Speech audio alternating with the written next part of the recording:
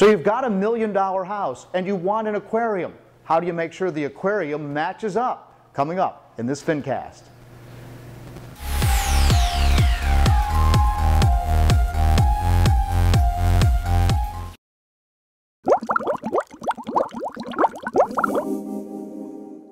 It's a $16.5 million home in South Beach, Miami. Infinity pool, waterfront, outdoor gourmet kitchen. And behind the 40-foot sliding glass wall, perhaps the very best, a custom 800-gallon living reef aquarium.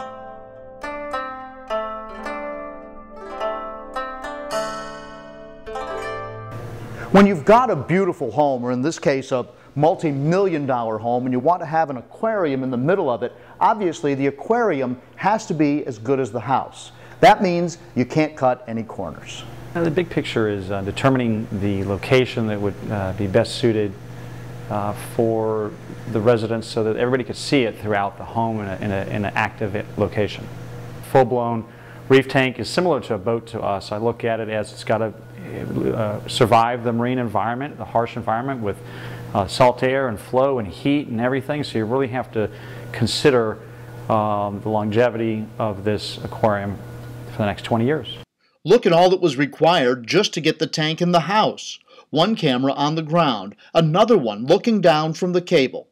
Well, the aquarium was a challenge here. When we first got here, we thought that we'd be able to bring it around the side of the house. There wasn't enough room, and we decided we'd bring a crane out. So we took it from the front of the house and flew it right over the house and back into the backyard here and rolled it right in and jacked it up and put it on the stand. It was about 2,000 pounds empty.